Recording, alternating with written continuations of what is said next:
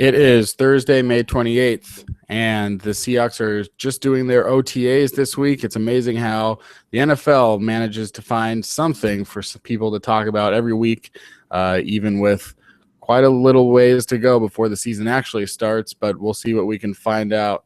I'm Kenneth Arthur, and this is Real in the Field Gulls. I believe my co-host, as always, is Danny Kelly. Is that correct, Danny? Yes, that's correct. I'm here. Okay, great. So it's Danny and me, and today our guest is Crabtree of KJR and ProFootballTalk. He's here to talk about the Seattle Seahawks and what he's thought about this offseason, as well as we start to get into OTAs. Curtis, how are you? I'm good. How's it going?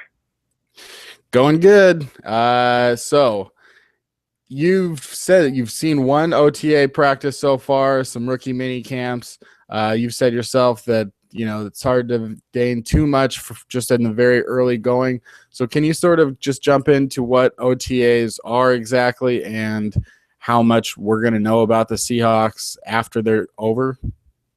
Not a whole lot. You won't know after these are done. I mean, they are very limited in what they can do. I mean, they can't have any live contact periods. So it's it's basically they can line up offense, defense for the first time of the offseason. That's what the Phase 3 OTA part of the offseason is. So they can actually go 7-on-7, 9-on-7, 11-on-11 to some extent. But as I'm sure you guys have noticed in some of the photos from practices and so forth over the last couple of days, that they decided to go helmet without helmets, which is typical for them, like on a Friday practice during the season for their walkthroughs and that sort of thing. But because of the fact that they've been dinged for practicing too hard over the last couple of years, a couple different times, they've tried to take things a little bit easier here this year. And that's one thing that I think they're doing that's a little bit different than the rest of a good chunk of the rest of the league, at least, is to try to make sure they're cutting down on that and not going across that line again. So it's, Carroll back in the rookie minicamp kind of talked about the fact how it's not real football. Well, this is closer, but this isn't real football either. So it's very difficult to try to do any mass evaluation or anything when there's so little you can actually evaluate on the field. Do you think with Chris Richard in his first year as defensive coordinator that he feels any more sort of pressure to be vocal or anything like that? Have you noticed? Well, I mean, the thing going in there is that, he already has the respect of some of the, key members of that team in the secondary, and Richard Sherman and Cam Chancellor and Earl Thomas, and those guys all, swear by him. So that's a pretty big hurdle that's already been cleared. So, they've got two brand new assistant secondary coaches coming in, which is probably a really key thing that Richard is still the defensive coordinator for them, because that would be quite a bit of ego and, proven ability to come in and pick up from square one if you didn't have that connection already with Richard now as the defensive coordinator there. So, I think I haven't seen anything different from Chris over the, couple times I've seen him out at practice. He seems to be pretty much himself. Just he's not standing in the back of the defense anymore, watching purely from back there, watching the secondary guys. He gets to roam around a little bit more, check out how the rest of the defense and so forth is doing from time to time. So it's an adjustment for him for sure, but he doesn't seem to have changed anything at this point. I know that, one of the things I heard about the rookie camp was that the quarterback, play in that situation was pretty rough. This week, obviously, the Seahawks are missing Russell Wilson until tomorrow. What is it, I guess, like, based on your very limited, ability to watch practice and everything, what's kind of your gut on BJ Daniels and his shot at becoming the backup? And I guess, are you kind of like thinking the Seahawks are going to bring in Tavares Jackson again really soon, kind of just because there's some question marks at the backup quarterback position? Well, there's two parts to that question there. From watching the rookie minicamp, which BJ Daniels could not take part of, that was a bit of a train wreck for a few different reasons. Because they had R.J. Archer, who was the only roster quarterback who could participate, and two tryout guys who were not very good at all either. Mm-hmm. And then you had a lot of the snaps coming from a guy who was taking his first snaps as a center in Christian Scully. So there was a lot of balls on the ground, a lot of fumbled snaps, and it was not the prettiest football to watch, that's for sure. we were out there for practice on Tuesday, and Daniels and Archer each struggled in some instances during that practice, but it sounds like Archer had a better day yesterday from what I heard. Whether either of those guys are going to be a backup option, ultimately I think comes down to somewhat the salary position that they're in, because you mentioned the Russell Wilson contract offhand. They're going to need every dime they can get. You know, now going forward, having paid Richard Sherman, having paid Marshawn Lynch again, having paid Cam Chancellor and Earl Thomas, and Bobby Wagner's coming up, and Russell Wilson's coming up. They're going to have to penny pinch now in some situations. It's why guys like Malcolm Smith and Byron Maxwell and Jerron Johnson and Chris Maragos didn't stay a part of this team. So, in that regard, it would not surprise me at all if they don't go back down the Tavares Jackson route, because the difference between Tavares and what one of these guys would make as a backup is probably about $1 million. And that doesn't seem like a ton, but when you're really starting to hit the salary cap, ceiling hard because of these new contracts you're having to give to your key player, every dollar counts at that stage. And so it wouldn't surprise me at all if they look to either Daniels or Archer to potentially be the backup for him. And I think Daniels has pretty clearly got a leg up in that regard. Yeah, and Jack, I mean, they've said several times that they want Tavares back, like if he can come back, but are they sort of saying we want Tavares back if he was willing to take the lowest amount of money possible? Probably, because last year I think he made about $1.5 million, and the minimum for guys like Daniel and Archer is going to be around $400,000, $500,000. Depending on each of their situations respectively. So they could save about $1 million there based on what Jackson made a year ago. Now, if he wants to come in and take the veteran minimum of about $900,000 or so, give him a signing bonus of a little bit to kick it up to $1 million, maybe that's a little bit more of an option. And so I'm sure Jackson was waiting for the end of the, compensation free agency period to kind of see what his offers were going to be like across the league, where there wasn't going to have to be any thought of a team losing a compensatory pick for signing him. So I'm sure he's just gauging his options at this point. But that's what I think the situation is that they're going to need that extra, $500,000 saved if they, for some reason or another. And I think that's probably the reason why Jackson's not on the roster right now. And moving to the running back position, obviously with Marshawn Lynch skipping OTAs as per usual, Robert Turbin is out with I believe he had hip surgery over the offseason. Kristen Michael's going to get the vast majority of the carries during this camp and probably the next couple camps.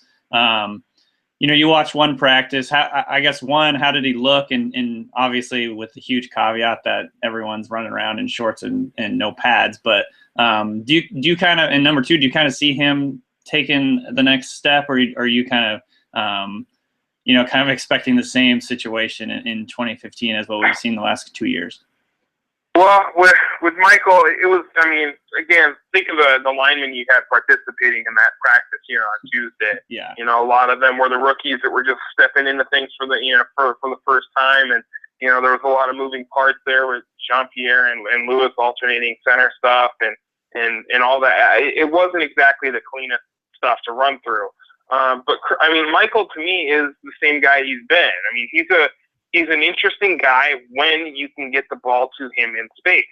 The problem is doing that, kind of like Percy Harvin in some regards. Finding a way to get him the ball into the space that he needs to succeed is one of the more difficult things. And he's struggled with some of the finer points of the game. He's not able to carry the football in his left hand for some reason or another. That's been a crutch he's had, to where he's always carrying the ball on the right side, which can lead to more fumbles, which we've seen in the preseason and so forth. I think he's taken a long time to figure out the blocking scheme stuff. And, in a lot of regards, there's some immaturity issues there too. Think of the game against San Francisco last year, where he runs out of bounds a yard before the first down line and runs into the end zone celebrating like he just scored a game-winning touchdown or something. It's like, dude, know your role and know what the hell just happened, man. And beyond, there's some other stuff beyond that too, but he's got the opportunity now with Lynch gonna be on Lynch's schedule and not do a whole lot over the preseason, and Turbin gonna be at least sidelined probably towards the start of training camp, if not a little bit longer. to get that run, and he'll get his chance in the preseason again to show what he can do. And if he's made strides in that at the least, maybe he's a trade option come the start of the season too. So we'll have to see. I don't particularly have a whole lot of confidence that he's going to develop into a starting running back and be a legit every down guy, because I think there's just too many issues there. But that's my opinion here at this stage. You see a lot of teams and a lot of fans see the running back position as something that a rookie can come in and do right away. But if you've got one like Michael, do you think that if he had so many issues to work on and he's now going into his third season without really having to do anything at all, and if now he's going to be sort of treated like a guy who's going to get as much work as he wants, if he's willing to put in the work from now until week 1, with Carroll saying that he's going to get plenty of chances, do you think it was good for him to come to Seattle then? Because if he had gone to a place that had said from year 1, like, yeah, we drafted you to be the starting running back, he could have fallen apart like, say, a Daniel Thomas in Miami, where it was like, this guy is okay, but he doesn't seem ready. So do you think that it's possible that he's benefited from having spent these last 2 years in Seattle? Well, I mean, the one thing that Seattle does more so than anything else when it comes to their draft picks is they pick guys that they think have high ceilings that, they feel that they can develop them with. Outside of a guy like Russell Wilson, there's not a whole lot of guys they've taken that have been polished and ready to go from day one, plug and play sort of situations. And that's what Christine Michael's pick was. His athletic ability is incredibly enticing. And like I said, when you have him in space with the ball in his hand, he's an impressive runner. But like I said, some of the issues with him are, as far as coming in and plug and play, and if he can come in as a starter, and some guys that can come in as rookies, I think are usually more developed on the finer points of the game and may not just be as athletically gifted. Guy like a Justin Forsett way back when, a guy who, doesn't necessarily have the highest athletic ceiling, but is pretty smart and knows what he's doing from day one and kind of has that ability with him as well. I think that's something that Michael didn't really have a whole lot coming out of a spread system in Texas A&M that didn't ask him to do a ton of blocking and all of that stuff too. So I don't think Seattle looks at it as a regret of taking or whatever. They have confidence they can develop that stuff. Now we'll get to see if they actually have developed it and if he's going to get his act together with some of this stuff. Have you had a chance to see Thomas Rawls at all? I know that Rob Rang has been saying that the team is high on him. Is that something that you've heard or that you've seen sort of? I guess obviously you were only there for one practice, but in the rookie minicamp as well, did he look good? Well, he took part in the rookie minicamp too, but same thing. I mean, even more so then with all the tryout players and so forth running around. It's tough to see in such a limited window what they actually are. But yeah, I've heard that they are indeed pretty, interested in this kid and what he can do. They think he's a pretty tough runner. Not necessarily in the Marshawn Lynch mold completely, but similar aspect in that regard. Feel that he can run tough and be that kind of, not that kind of, but similar stylistically in that regard. So we'll see what he's able to do. Again, I mean, he was an undrafted guy, so you kind of see what he brings in. But a running back is a position where you're able to find guys that can do that, and maybe he's a guy that can show up for him and potentially push for a roster spot. And I mean, if he really does come in and impress them a ton over the start of this camp and all that, and Michael does enough in the preseason to where somebody wants to trade for him, maybe that makes sense at that point. But that's a long way off. Yeah. In the big picture of things, I think the results speak for themselves.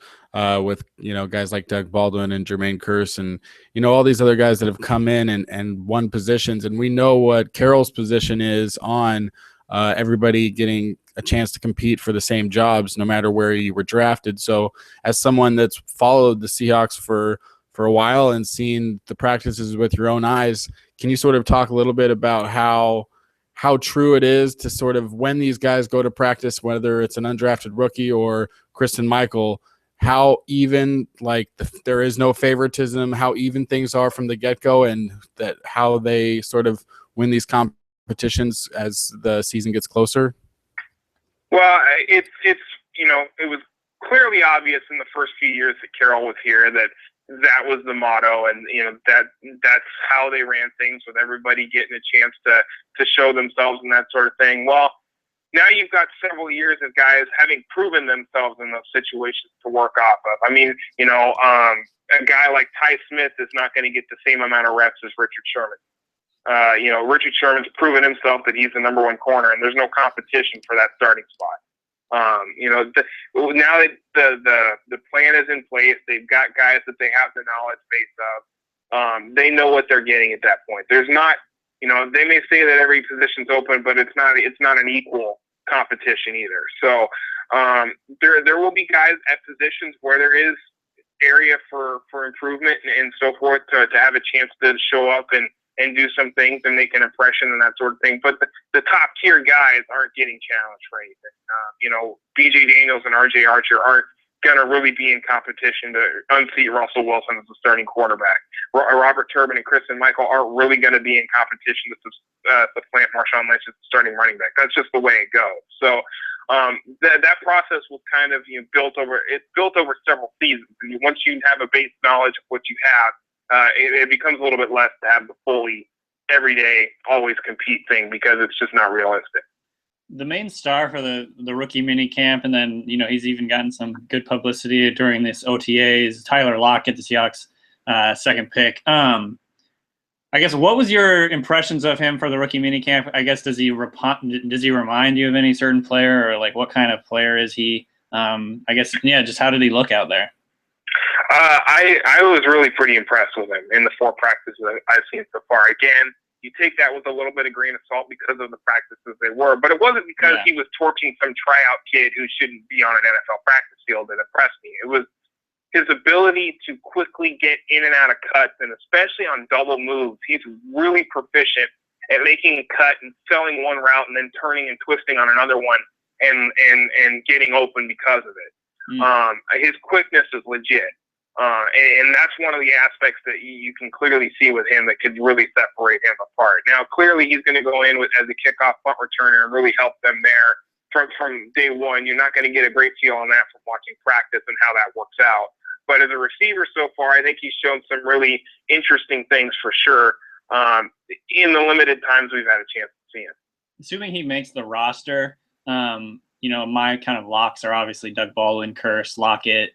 And then from there, you kind of have this mishmash of guys. You got Chris Matthews, Kevin Norwood, Douglas McNeil, Kevin Smith, Ricardo Lockett. Do you have any sense on whether any of those guys are locks, or if there's going to be a surprise guy on the roster in that position? I think at this stage it's a little bit early. I mean, I think even though Carroll was trying to say that, Paul Richardson has a chance to be ready for camp, I don't see where that makes sense for them from a roster standpoint either, because at that point they're going to end up having a serious roster crunch at the position. I still expect him to probably end up on PUP to start the year, because I think that makes sense for everyone involved, given how late that he and Jeremy Lane both had their ACL injuries to let them sit through the first part of the season. But I think Chris Matthews has come along, and I think he's impressed them over the last half of the year too. I think he's probably a little bit farther ahead of where some people believe he is. Nice. I think he's probably closer to being a lock than not. Just from what I've heard and some of the things that I've seen from him, especially the way he played the Super Bowl. It would be quite the story if borderline Super Bowl MVP doesn't make the team the next year. Then Kevin Norwood, I think has potential as well. I think the injury that he had last year in training camp pretty much derailed his whole season in some regards, because he was never able to fully catch up and have those reps with Russell Wilson to develop the trust and so forth throughout the season that some of the starters and so forth certainly did. I like both Douglas McNeil and Kevin Smith. McNeil is a really impressive athlete, but he's raw, really raw. And has to come on a little bit. And I don't know if he's the most proficient pass catcher. Some of those things are a little bit sketchy with him still. Kevin Smith, I like as just a solid kind of practice squad level type of guy to kind of push for some playing time. I don't know if he has really high end potential or anything like that. And then Lockett Lockett's going to be one that's probably on the bubble. Ricardo, that is, because it just. You can only keep so many receivers. They'll probably keep 6. And he's such a good core special teams guy for them. But at some point, you get a roster crunch there as well. So that will be one to watch. I think, like I said, I think Chris Matthews is probably a little bit farther up that chain than everybody else. I shouldn't say than everybody else, but then some might assume he is at this stage. It seems doubtful that he'd be able to contribute much, but is there any signs or hope that Paul Richardson will be able to return mid-season or later?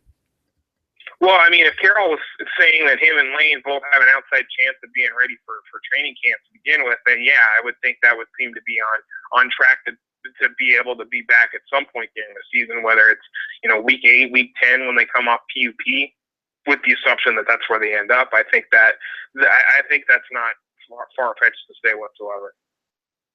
Yeah, because, that might be good, because then if you have another guy going on injured reserve later on, then that just makes sense from a roster point of view. Speaking of injuries, I know it's kind of flown under the radar a little bit just because he's been gone last 2 years with Achilles injuries, but have you heard anything on Anthony McCoy? I don't think he's been practicing this week, but I guess, one, do you see him challenging for a roster spot this year, and have you heard much about his development in terms of getting back from that injury? I haven't heard much on where he is from a status perspective yet. I mean, he was out while they were going through individual drills and so forth on Tuesday. He was kind of running half speed and catching a pass here and there, but certainly nothing labor intensive at this stage. If he can return to the form he was of a couple years ago, yeah, he'll compete for the third tight end spot on the team, because he's certainly good enough to be that.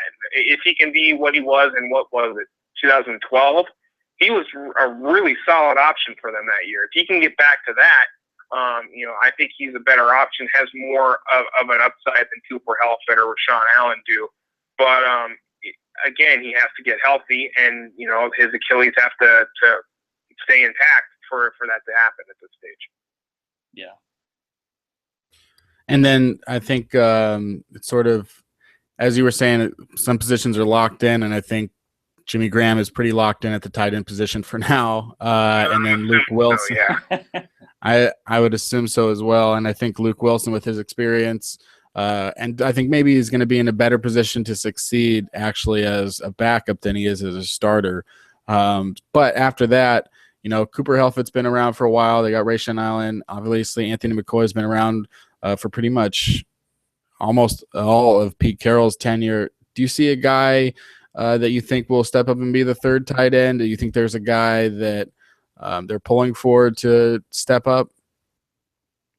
Well, like I said, I think if he's healthy, Anthony McCoy could very well be that guy. Now, we were talking about penny pinching earlier with Tavares Jackson. With Anthony McCoy being more of a vet, he's going to cost a little bit more too. So, that could ultimately end up going against him if it's like an even competition between him and Helfet. With Helfet having less experience, it very well could default to Helfet at that point. But we'll see how that goes throughout the year here.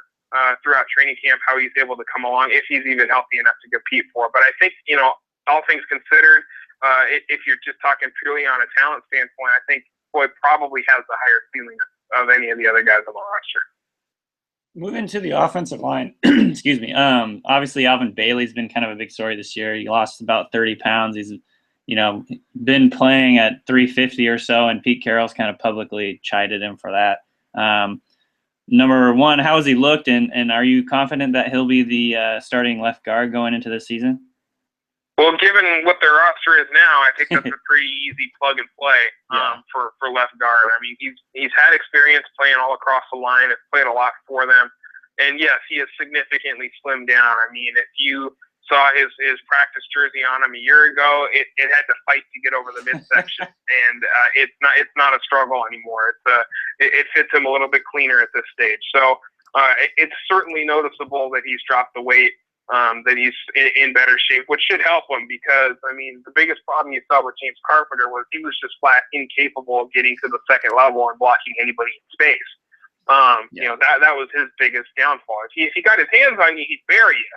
But too often he would let a guy be able to slip clean by him because he didn't have the speed and quickness to get to where he needed to be. I think Bailey's got better quickness in that regard, while still having a good chunk of the size and power that Carpenter has. So, looking at the game that they had in Arizona late last season where they set the franchise record for yards in a game, I mean, that line was Okung, Bailey, Patrick Lewis, J.R. Sweezy, and Justin Britt.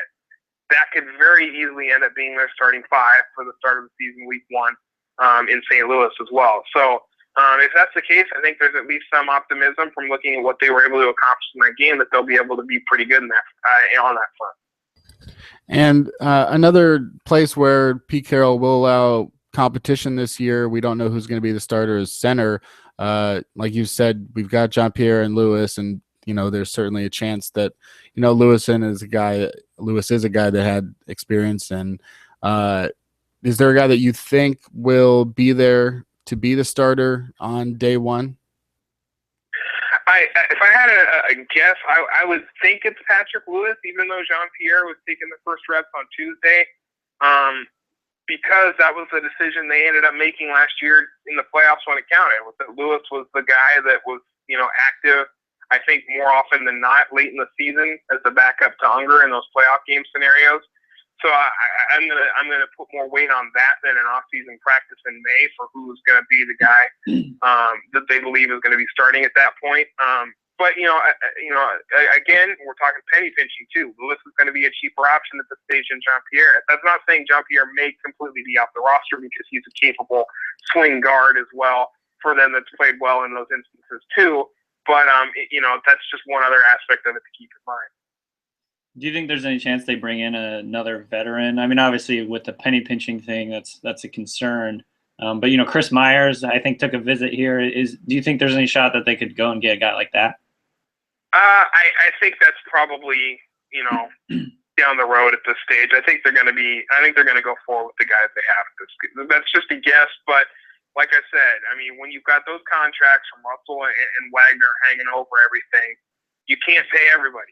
I think some people understand that there's a thing called a salary cap, but don't realize you actually have to, stay under it and do things to keep your salary under that level. And so, a lot of people want to say, well, how can you let a Byron Maxwell go? How can you let a Malcolm Smith go? Well, you kind of have to in order to get everybody into the contract market when you haven't start paying guys. So you have to start penny pinching in other areas too. And I think that's probably what you're seeing at the center position. You had a chance at rookie mini camps to see, quite a few offensive linemen that are fighting for those positions. Terry Poole, Mark Lewinsky, and as you said, Sokoli, who was struggling but had only started snapping the ball for the first time just that week. Any impressions there on Poole, Glowinski, or Sokoli? Not a thing.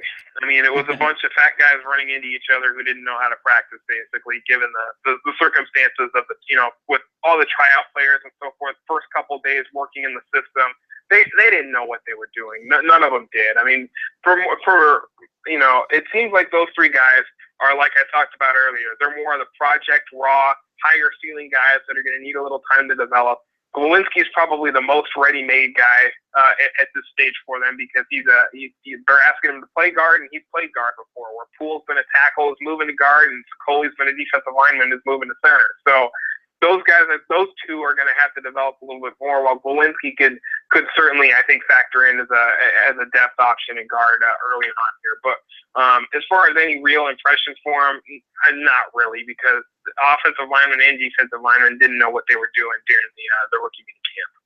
Moving to the defensive line, one of the questions I've had this offseason is what role Cassius Marsh is going to play going forward. I know that last year they kind of talked about him as like a Michael Bennett type where you can move him inside and outside and rush him from the, rush him on a guard in nickel situations. But do you see him kind of more as an outside guy at this point in time? Or, I think some pictures have shown he looks kind of thin. I don't know if they still see him as an inside guy. Do you have any insight on that? Well, I mean, he's only going to be an inside guy in pass rush scenarios. It's not like he's going to have to sit in there and try to anchor against run game stuff or anything like that. So I think as far as from a role perspective, he probably is like Bennett, where they'd have him be an end on early downs, move inside on passing downs, that sort of thing. Whether he has anywhere near that kind of ability and talent level, I think it's still out the window because we saw so little of him last year. He was banged up in training camp quite a bit and then got hurt, relatively early in the season. He got hurt the Wednesday of the Percy Harvin trade against St. Louis. So that's when he went down. So you only saw him for, what was it, about 5 weeks in practice and season and before he went down. So I think it's pretty open book still on him, not really knowing what he is at this stage. I don't. He's one guy I actually don't have a great feel for what he's going to do coming up this offseason, but he is practicing with him now. We'll see how he develops and comes back here this offseason.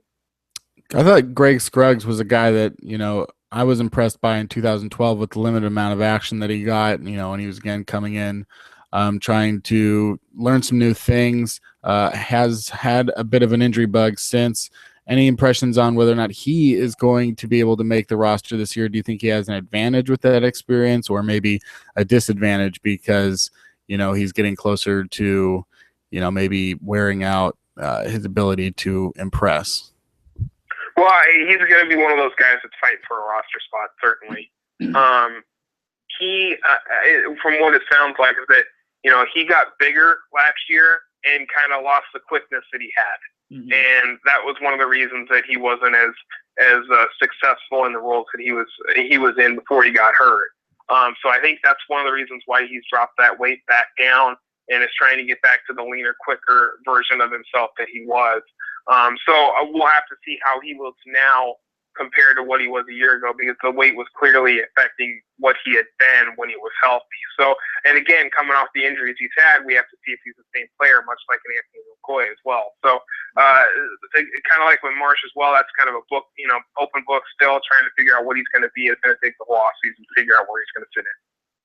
And along those same lines, D'Anthony Smith is a guy that's kind of been around for a couple years, and the Seahawks have kept him on the practice squad, moved him up and down on the roster a few times. And with Mebane out and Tony McDaniel out, I heard that he was kind of running with the ones a little bit during Tuesday's practice. Do you see him as a guy who can factor in?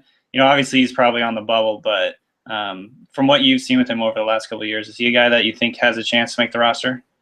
Well, he certainly is a bubble guy, and I think with the addition of an Ahtyba Rubin as well, I think he's probably outside looking in type of guy. He's a guy that is one of those guys that may not have the highest ceiling, but they know what he is and can trust him to do what they ask him to do. But ultimately, when it comes down to 53 roster spots, guys like that tend to be right on the bubble. It's like he's very similar to like a Brian Walter, the guy who's proficient at what he does, but just may not quite be athletically gifted enough to make it all work. So. Again, a bubble guy who, could very likely be on the outside looking in for that. Frank Clark is a guy that, was controversial at the time he was drafted. Some people said, don't sign him. Then it just sort of signed him and nobody really kind of waited until it was time it was under the radar. And Frank Clark is now, signed and ready to go. And he, from all intents and purposes that we've seen on the field, could be great as a football player. Any impressions there as far as where Frank Clark's going to fit in on year one? Well, look, they weren't going to they weren't going to draft him and then not sign him. There was the fact that it took until the first day of the OTAs to sign it, there's nothing to read into that for timing of it or anything like that. It's just a matter of how contracts go. And he was going to be signed. There was no ducking it or anything like that. Once they made the selection, they were committed to this. So, that's just the way it is at this point. And with Clark, he's a guy that's played both end spots and D-tackle spots for, not both D-tackle spots, but has moved inside in the practices that they've had with him. Because of the scenario of rookie camp, like we talked about earlier, it's very difficult to get any read on what he is at this stage. I think even to some extent, the coaching staffs and so forth and the evaluators don't really know what to make in those kind of scenarios because it's so difficult to evaluate given that. But, if he can be, again, kind of like Cassius Marsh, they're obviously chasing a type of player here that they want to have at that defensive end spot. And if he can get anywhere close to what Bennett gives them, then, they're probably going to be all right. But at this stage, I think it's really tough to know exactly what he's going to be. I still don't necessarily understand why they felt like they needed to take this, PR issue on, knowing what they were going to face with it. Even if they feel like he's completely clean, and I'm sure that they do. And I've heard, one of the guys I talked to, with the team, said he's an awesome dude, which kind of flies against the thought of having a domestic violence incident in your past. But, so they clearly feel like they vetted everything with him and felt like they got to the point where they understood what happened and felt like they were comfortable making the decision, bringing him in. I don't know. I don't know what their draft board was, so I don't know if he was the last defensive end they felt was draftable until like the 6th round, and if they wanted a DN, they better take it now, or I don't know those things. But it seems, I still wonder why they felt like they needed to take on this issue and this PR, crutch at this stage of the offseason, given what they've done the last couple of years. Another guy they brought in during the offseason, Big Tuba Rubin. I've heard some former coaches and his former GM and Phil Savage told us that he's a really good player. He's as long as he can stay healthy, he can make a big impact this year. Do you see him as more of a nose guard, or do you think they'll move him around to play the 3 technique a little bit as well? Maybe even, on the end, perhaps. What kind of role do you see him playing? I haven't seen it. I mean, I've seen one practice with him, and I wasn't really paying attention to what he was doing a whole lot during that practice. So I don't have a great feel for him in a Seattle uniform yet by any stretch. I think when he was in Cleveland, he did just about everything for them, from playing all the way from nose out to a 5-tech end and a 3-4. I would guess he's probably a similar guy to Tony McDaniel in Seattle's defense, a 3-tech guy that can also play end. That would be the way I'd kind of, figure he'd fit in at this point. And when we come back to the penny pinching aspect, I mean, McDaniel's supposed to make, I think, about $3.5 million this year that they could save if they were to let him go. So theoretically, if they find enough, maybe DeAnthony Smith is good enough as an interior tackle as well to then let them move on from McDaniel, with Rubin taking McDaniel's spot as that 3-tech, 5-tech swing guy on the defense and allowing them to save some money in that regard. That's all stuff I could see being a possibility, but I think it's too early to know yet exactly how he's going to fit into this team at this stage. Yeah, I was talking to Stephen White the other day, and he's the guy that used to play in the NFL, and we do a podcast for SB Nation. He was saying at OTAs and things like this, all the defensive linemen, all they do is play patty cake. So you can't really tell a whole lot, obviously, but that's a major caveat. One comment, I think, Chris Richard was on with Softy the other day, and I think he said something along the lines of he wants to get back to a stronger rotation like the Seahawks ran in 2013 in terms of getting guys fewer snaps. I guess what would be your reaction to that? And do you think that they kind of have the group of guys this year to do that more than they did last year? Well, want is one thing. Ability is another. Yeah. And I'm not completely sure that they'll have that ability given, the fact that 2013 team is as deep as any team you will ever see in the salary cap era in the NFL. Yeah. Because of the fact that the quarterback was making $600,000. Their, star cornerback wasn't getting paid yet. The fact that so many key pieces of that team were making pennies. You will not see a team that deep ever again in this era. There's just no way. So to think that they can get back to having that kind of rotation up front on the defensive side of the ball, I think with Chris Clemens and Cliff Averill and Michael Bennett, and O'Brien Schofield all factoring into that, it's not really realistic. Could they get to a point where they get more production from rotational guys? Sure. Get back to that level? I don't see that being possible. So we have to see how some of these new pieces factor in. How do Cassius Marsh and Greg Scruggs come back from injury? How do Frank Clark and Ahtyba Rubin add to that group and allow them to do some different things? Who even's on the roster? Is McDaniel even still there? So there's certainly aspects of that I think are going to probably make it difficult for them to have that kind of rotation basis. But I'm sure they would like to limit a little more of the snaps from Cliff Averill and Michael Bennett if possible. I liked Eric Pinkins a lot as a draft pick, and sort of learning more about him as the year went on last year, up until the fact that he didn't play, and now he's moving to outside linebacker, which seems like it could be a good fit. Any thoughts there as far as Pinkins as an outside linebacker, and if he's going to have a shot at making the roster? Well, Not really. In some regards, he's very, very similar to where Daryl Simon was at this point a year ago. Guy coming off a year-long injury, basically, and trying to get back into things. And I mean, this time a year ago, I was watching him get torched as a cornerback by Paul Richardson, and now he's playing linebacker. So, trying to have a feel for exactly what he is at this stage is pretty difficult. They had him playing Sam linebacker in that rookie mini camp. Pretty much anything in the box is going to be so difficult to evaluate over that stretch, but they'll keep him there for at least this portion of the offseason and see what he is, whether he can be this, a linebacker type, or if he is more the in the box safety that they thought he was probably going to be. I don't have a great feel for what he is. I mean, athletically, he looks the part. Basically, he looks the part of a tweener between a linebacker and a safety. He's pretty much as big as Cam Chancellor is. He's a big dude right now. But he doesn't quite have the coverage ability and success that you've seen from Cam Chancellor, because Chancellor's been a safety for a long time, where Pinkins has kind of been in that hybrid linebacker safety role, even going back to San Diego State. So trying to find a position where he works best is going to be the most difficult thing. And I think that the jury's still out on if it's going to work out at linebacker or not. Do you think that, excuse me, do you think that Kevin Pierre-Louis is basically the replacement for Malcolm Smith at this point? Do you think they see him as a weak side linebacker? Or I know that the distinctions aren't really that important in some sets, but I guess, do they see him as a weak side guy?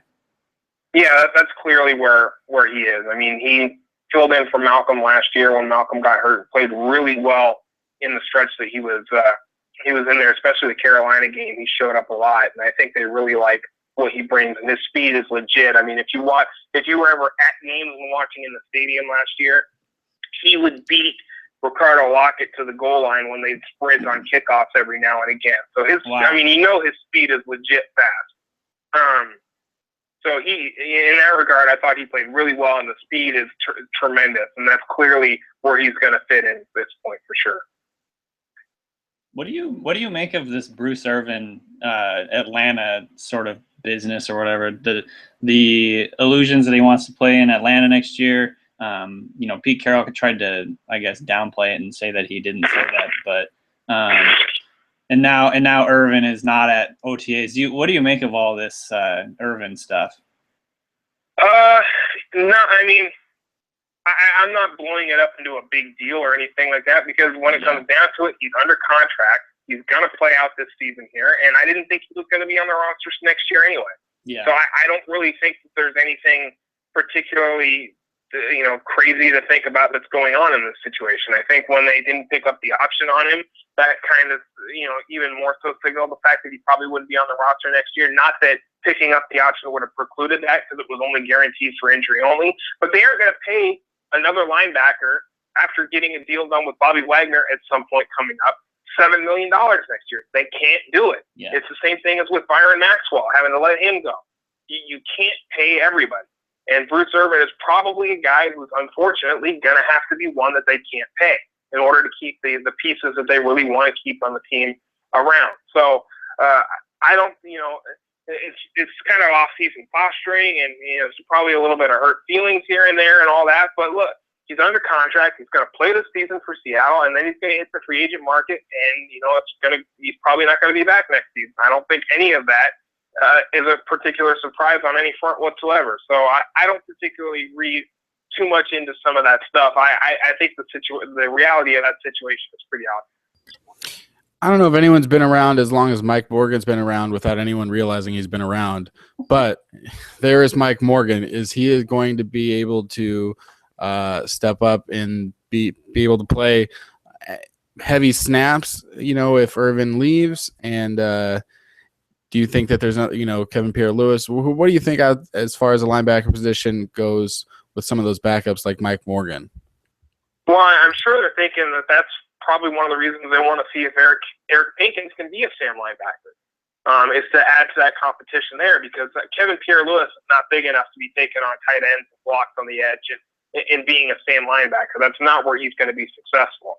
So unless they want to switch up the linebacker group altogether and move KJ back to Sam and have Kevin Pierre-Louis take over as their weak side linebacker, they need to try to find a Sam linebacker for the future. And I don't think Mike Morgan is a high ceiling guy in that regard. I think he's a competent backup that can play well in spurts and is a very good special teams option. I don't know if he's a starting caliber player for them. So that's probably one of the reasons why they're kicking the tires on Eric Pinkins there, to see what he can be in that situation. And they'll have to see how he develops in that role, because I don't think Morgan's like a take over and take the reins on that position guy into the future. Of course, in some regards, like I said, when you can't pay everybody, you're going to take a talent hit somewhere, and maybe that's just one where all of a sudden that's the best that they can do for that position, and have to live with the reduced production at that same linebacker position going forward. We'll have to see how that plays out. Do you think that Frank Clark could potentially play the Sam on base downs? No idea. No idea if he has that kind of maneuverability or anything like that. Yeah. Maybe. I don't know. I mean, the fact that he'll swing inside the defensive tackle kind of would lead me to say no. Right. But I don't know much of anything about Frank Clark at this stage to really have a guess on that. I think Pinkins and Morgan would clearly be the first couple guys up in that regard right now. With Earl Thomas sitting still from his offseason surgery, Deshaun Shedd was one guy that Carroll singled out this in his presser on Tuesday, talking about how he could play and be reliable for them at both safety spots, and then they could also, throw him out at corner if they like, or if they need to, I should say. And from what you've seen of Shedd over the last couple of years, from what you've seen of Shedd over the last couple of years, do you think that he's the primary backup at the safety positions at this point? And could he factor in on nickel and dime downs?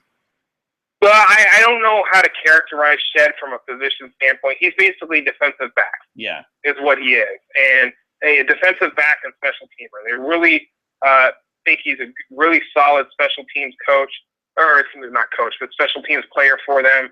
And he can certainly swing between cornerback and safety as a depth option at both spots. I don't know if he's necessarily going to be the primary backup to Earl Thomas at free safety. That may be Stephen Terrell's job to take hold of.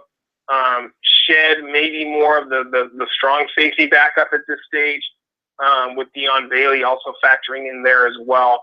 But I mean, the reserve safety spots are one of the weaker roster spots on the team right now, and it's the one area where I'm not necessarily sure how it's all going to shake out. I think it's going to take all the off season, and that is certainly one place where the competition is going to play up quite a bit, because they have to figure out some of the factors there. I think Stephen Terrell's a little bit bigger this year in a good way, and he has certainly got the chance to play a little bit last season when they had the injuries in the secondary early on in the year.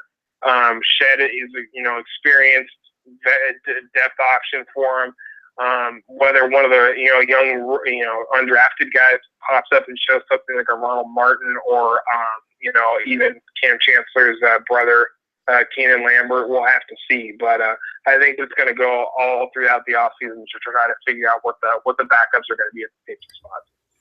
The Seahawks have managed to go into the last few seasons since 2012, I would say, pretty confident with the two starting cornerbacks that they had, whether it was Browner and then Maxwell, feeling pretty good about those guys.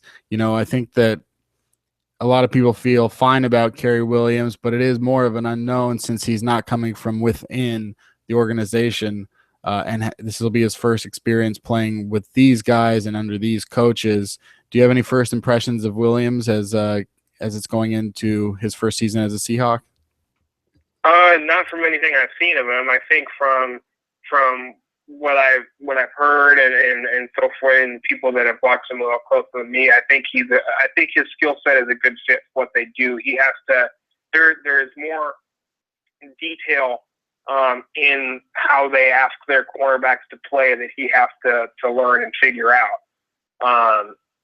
But that can come along, and I think that's one thing where Richard Sherman's going to have to be in his ear quite a bit throughout the offseason, teaching him up on some of those aspects and so forth, because I think his skill set really does fit the mold of what they want to have there. So, knowing that they couldn't bring back Byron Maxwell with the money that it got to, it sounds like they weren't within about $10 million in guaranteed money away from being close to what Philadelphia was offering Maxwell. So in that regard, they just couldn't even get anywhere close to that. So they had to make a change there, and I think Williams is a decent enough fit to come in and take over for that. But yes, going back to like with Brandon Browner when he came in 2011, there's certainly going to be an unknown there for sure.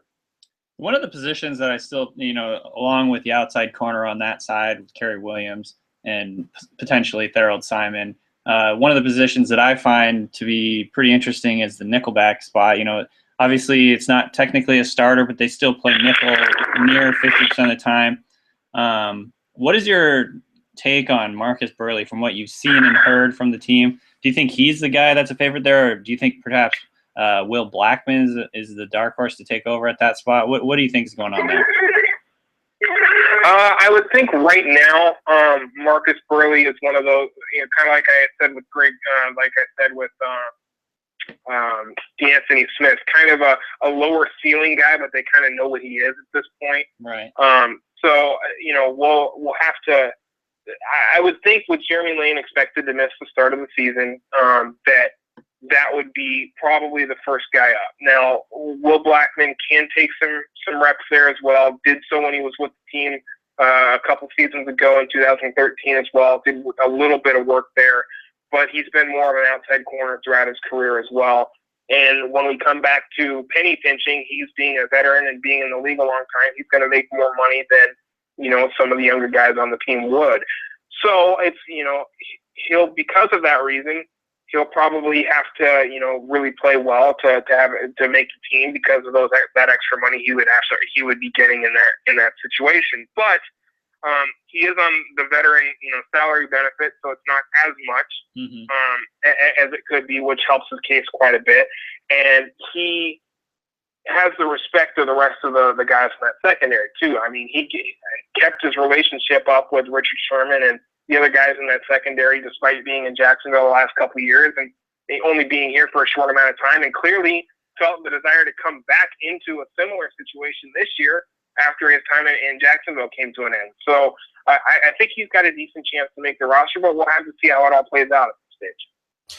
Just as a final sort of wrap up, the Seahawks have been in the Super Bowl the last 2 years. I think, their 2013 season may go down in the books a little bit more than their 2014. I mean, besides the obvious finish. But any thoughts as far as how the Seahawks look from 2014 to 2015, all the moves, the draft?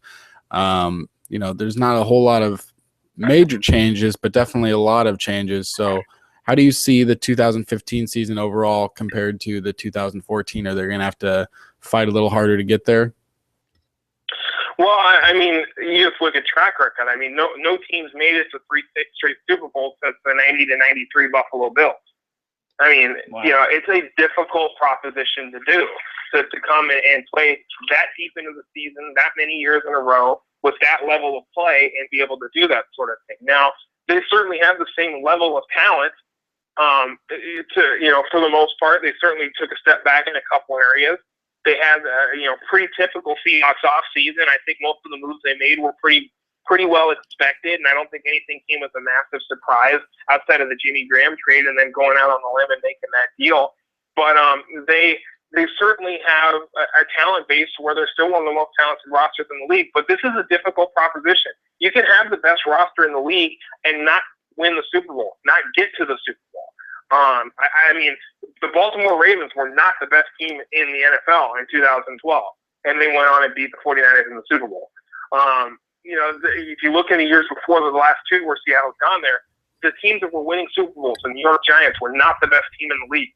So Seattle could come out, go 13-3, be the best team in the league again, and then lose a playoff game and not get there. Once you get to the playoffs, all of that goes out the window. So yeah. I think it's a playoff team. I think they're still the best team in this division.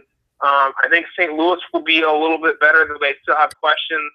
I think Arizona maybe not quite as good as they were a year ago, but Bruce Arians is a hell of a coach, and we'll have them playing well, and getting Carson Palmer back will certainly help. But Seattle should still win their division, and then it's going to be the crapshoot that the playoffs can be. One-off, one-game situation. As we saw, in the Green Bay game, you can get beat because they got beat for 55 minutes. Yeah. And, so at that stage, it's, it's way more up in the air, and it's not a matter of if you're the best team or not. It's whether you're better on that given day. And so in that regard, it's going to be a matter of, can they get back to the playoffs again, which I think they can. And then once you get there, you have to see how it shakes out. We can't have a Seahawks podcast without talking about Russell Wilson's contract. So real quick, what's your gut on what will happen there? I think I've said all along, I think they get something done, because I think it would be pretty irresponsible of Wilson's side to make him play for $1.5 million this year when he could make $20 million the instant he signs the contract. Right. The thing is, if they want to, it seems like they want to make Russell as close or as the highest paid player in the league. Mm-hmm. When you've got a year left on your contract and the year you're buying out is $1.5 million, that's not realistic to do that. If he was a free agent and was coming off of these last 3 years, you could make that case. You can make that case that he could be the highest paid quarterback in the league, because on the open market would tell you what he's worth. He's not on the open market. He won't be on the open market for probably 3 years because of the franchise tag. Right. So, given that situation, you figure the franchise tag is what, about $21 million for quarterbacks over the next couple of years here, 21, 23 even. Yeah. You average that out over the next couple of years, you probably get to a number around $20 million a year, and you make something work. At some point in the offseason, I think you make something work, because I think having Russell bet on himself again in a situation where he has to play out the final year of this deal at $1.5 million is not a smart move for his career standpoint. Given the circumstances, I think that's probably the way it's going to go. But, I've been surprised before. I thought last year was going to be Marshawn Lynch's last year, and I think the team probably did too for a good chunk of the year too. Right. That obviously changed. That situation changed. So, ultimately, I think it's going to take some time. There's talks. There's not really anything going on, substantially at this stage. But I think when push comes to shove, you get down to the start of the season and all that, I think it's not going to make sense for Russell Wilson to be making $1.5 million when he can make substantially more this year. Yeah, because when you sign that contract, wouldn't he get something in the neighborhood of like 20-something million in a signing bonus? Well, depending on the size of the signing bonus, yeah. Yeah. I mean, you would have, the total number of guarantee, which is entire salary for this season, whatever that number they choose to make it be, would be, probably fully guaranteed, the base salary for this year, plus whatever his signing bonus is.